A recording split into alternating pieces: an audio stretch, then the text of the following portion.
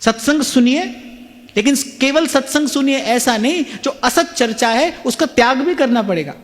यहां से सत्संग सुन के गए, घर जाकर किसी को फोन लगाया, आधा घंटा दुनिया भर की निंदा चुगली की, ऐसे बात नहीं बनेगी। तोलक पंथ दुहेल रो, साधन का सेवन भी करना है और जो बाधक तत्व है उससे बच के भी रहना है, उससे दूर भी रहना है।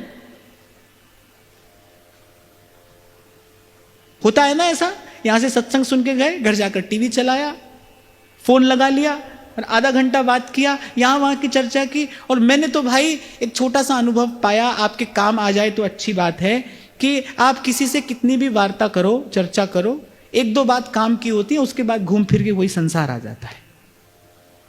काम की बात तो सत्संग में हो जाती है, फिर इसके बाद तो केवल व्यवहार की बात रह जाती है, जिससे साधक जीवन को लाभ तो नहीं होता पर हानि होती है, अवश्य होती है।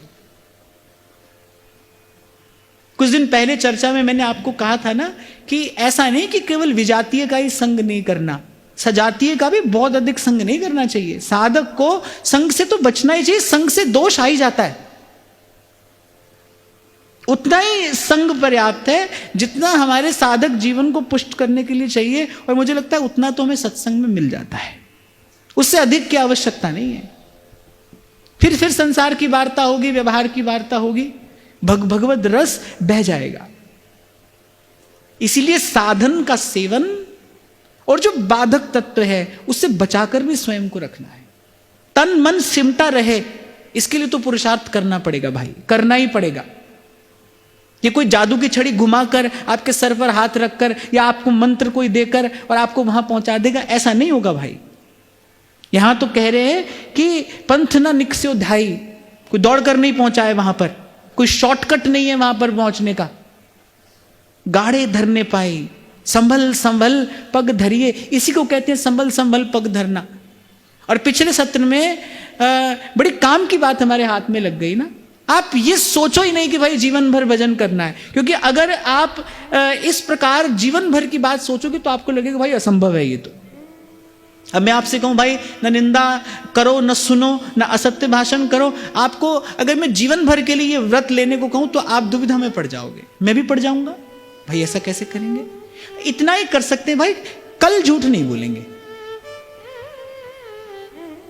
पूरे जीवन की बात मत सोचिए, पूरे जीवन की बात मत करिए, बस इतना कर लीजिए भाई कल का दिन झूठ नहीं बोलेंगे, कल का दिन कठोर भाषण नहीं करेंगे, कल का दिन किसी को अपशब्द नहीं कहेंगे, कल किसी की निंदा ना करेंगे ना सुनेंगे।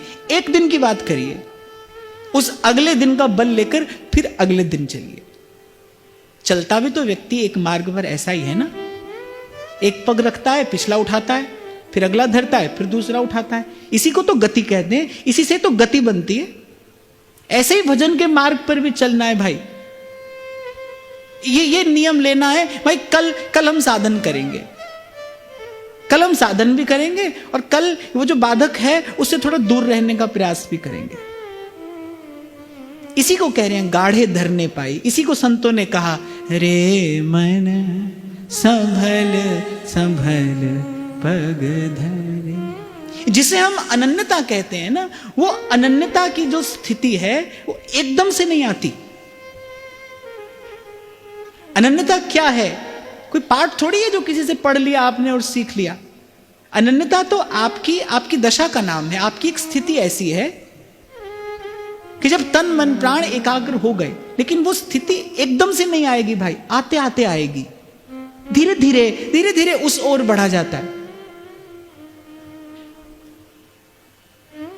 कल के लिए एक नियम लेना है बस हमको। कल के लिए कल हम प्रयास करेंगे भाई कि कल हम अपने समय का सर्वाधिक सदुपयोग करेंगे, अधिक से अधिक नाम जप करेंगे, अधिक से अधिक सत्संग का चिंतन करेंगे, दर्शन करेंगे, सेवा करेंगे। हाँ, कल झूठ नहीं बोलेंगे, कल किसी की निंदा न कहेंगे और न सुनेंगे। अच्छा, आप लेते हो मेरे साथ ये व्रत कल के लिए, बस कल, वैसे कल का दिन। अच्छा, अभी भी कई ऐसे हैं जो नहीं ले रहे। अब मैं शाबाशी दूं कि ईमानदार है? शाबाशी देनी पड़ेगी भाई, ईमानदार तो हो आप। कभी कभी मेरे पास ऐसे दीक्षा निवेदन पत्र आते हैं कि मैं केवल वो पत्र पढ़कर सम्मति दे देता हूं कि भाई वो व्यक्ति अपनी बात बिल्कुल सच्ची ज्यों की त्यों लिख देता है। वो बुरी बात है, कहने की नहीं है, पर फिर भी वो कह रहा है। ऐसा होना ही चाहिए भाई, ऐसा होना ही चाहिए। अच्छा, कह रहे कल कभी आता नहीं है, आज से ही करेंगे, ये तो मुझसे भी आगे है। हाँ पर ठीक है, चलो आज से ही करो, आप आज से ही करो, हम तो कल से ही करेंगे।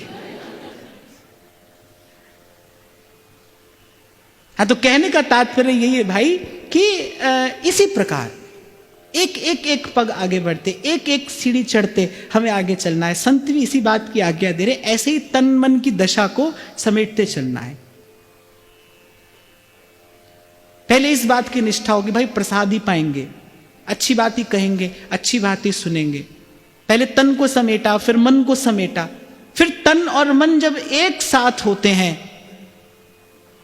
तब जीवन में, तब भाव में, तब वृत्ति में स्थिरता आती है। जब तन और मन एक साथ होते हैं तभी भाव में स्थिरता आती है।